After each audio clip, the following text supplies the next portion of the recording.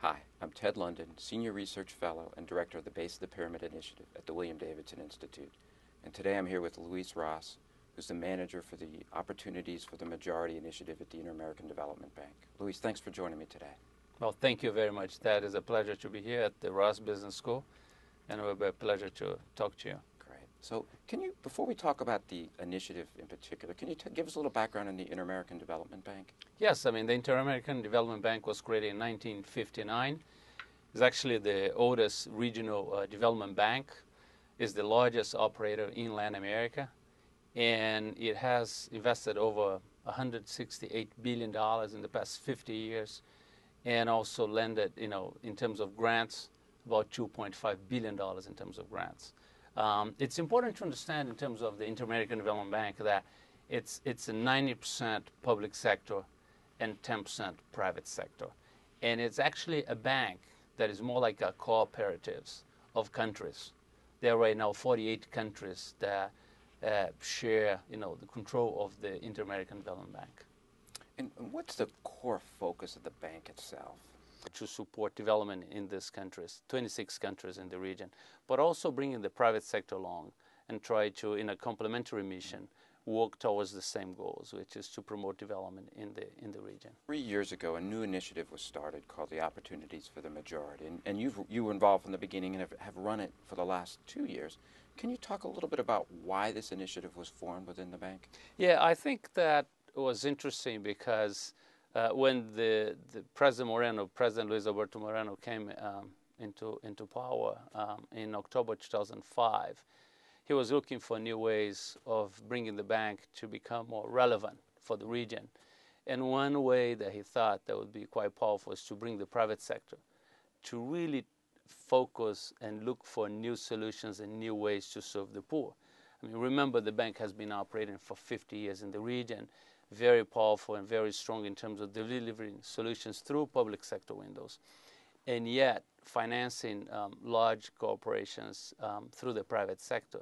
But it didn't really have a window, if you want, that only focus on the low-income segments and truly try to promote that through private sector solutions. So I think the origins of the initiative was really to try to identify new models where the public sector, the private sector, and the civil society together could come up with innovative ways to serve the low-income segments of the region. A recent study done by the IDB together with the World Resource Institute has shown that 360 million people in Latin America, 70% of the population, lives with under $300 a month. So this is a significant part of our society, of the region, that lives in conditions that deserve new ways to serve them. Can you talk a little bit more about kind of the process that the Opportunities for the Majority Initiative has evolved over the past couple of years? Where did you start and where are you now? Well, I think when we started this process, the discussion within senior management and the board was a discussion, what is new about this? What is innovative about this? The bank has been operating in the region for 50 years. The mission is the same. It continues to support and look for new ways to promote development. How can we come up with a new way of looking at this and create new opportunities? So there was a little bit of discussion in terms of, is this a role for the public sector? Is this a role for the private sector? Can we come up with ways for the public and private sector to collaborate and learn more about these markets opportunities? So there was I think there was a lot of discussion internally about would that be fit under the public sector windows or should that be fit under the private sector window? At the end, senior management and the board decided that you should operate under the private sector window and really test new innovative models. There are market-based solutions to serve the poor. So can you talk a little bit about these models and how they might differ from the way the bank traditionally operates? Well, I think what we're looking at are models that, as I said before, can target the low-income segments. They are profitable and reach scale. These are really the three main things that we are looking at when we screen an opportunity.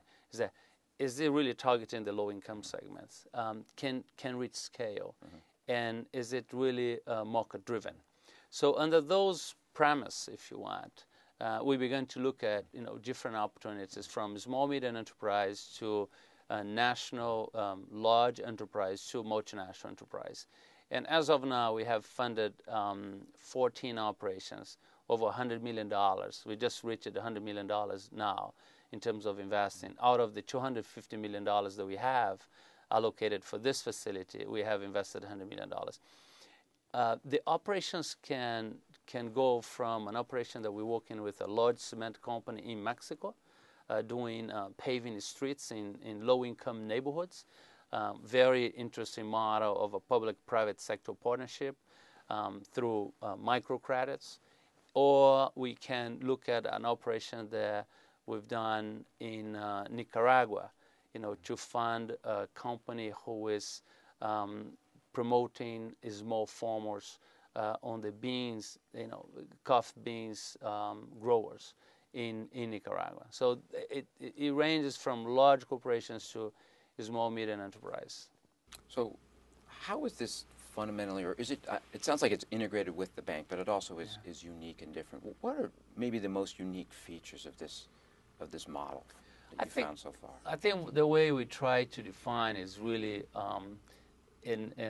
is when we think about the model is to see if the poor is the protagonist. I mean, I really trying, it's hard to define it, but what we're trying to see is that in this model, how inclusive it is. How much value does it bring to the low-income segments? Because I think a lot has been discussed in terms of the type of business they are serving the poor. What we're trying to create and identify are those models that create this deep interdependency with the local communities and with the poor, in terms that as the business grow, the local communities get better. And I think this is the harder part of it. There are many businesses out there, but we are looking those businesses that are truly committed to engage the local communities and grow with them. I think this is when it gets harder for us to identify those operations. And what kind of resources do you provide to help those businesses in their path to success? Yeah, it's interesting because when we started this, we thought that we would find some of these operations already going on. And we've learned is that together with the market failures that create the poverty penalties, actually there is a coordination failure. In many cases, what we're looking at is that the poor has been neglected in terms of service and products, in part due to an inability to different stakeholders to come together and provide service to them. So in order to address, and I'll give a couple examples, but in order to address the coordination failure that we call it, we've been providing grants to bring these different institutions together and pilot before we fully fund them through loans or partial credit guarantees. So we've been finding the role of grants, not so much to subsidize the operations, because we are market-based.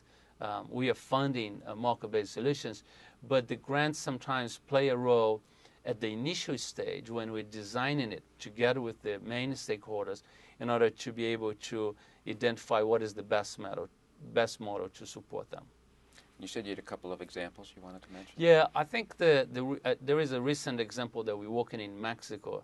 In Mexico, there is a food distribution chain actually owned by the public sector and created and supported by the public sector called Diconsa.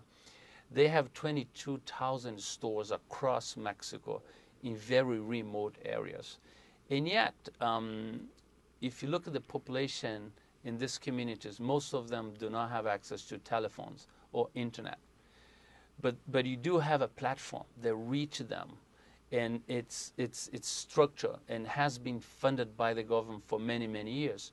So together with an internet provider and another company who was willing to provide all the equipments, in terms of the networks and computers and etc., all in a for-profit operation, we are bringing together these three different players and piloting a way that we can use that public sector platform to deliver new service and products to these communities that today are not served by any way in terms of telecom access or internet access. So, and for that, we needed some grant resource to be able to bring them together, to calibrate the business model, and be able to run the first pilot.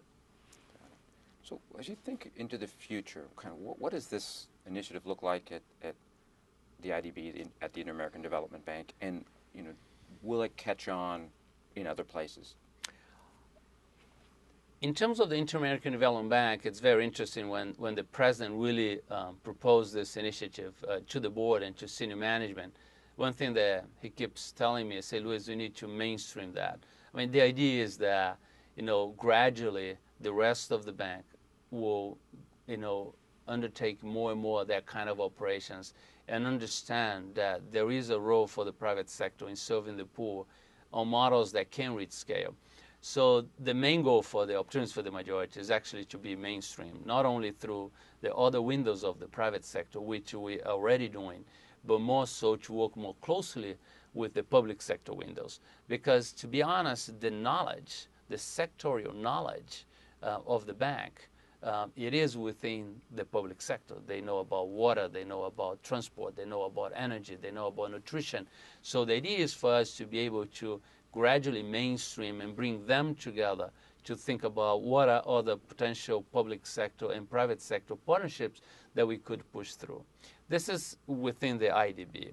I think what we have also noticed is that other multilateral institutions, including bilateral institutions, are beginning to ask more and more for help in terms of thinking through their own models internally, how to structure that unities or how to promote the BOP models within their own institutions. So we've been working closely with IFC and a couple other bilateral institutions in terms of how can we together collaborate and share our experience in this space and therefore, improve the way the multilateral agencies are playing in this space.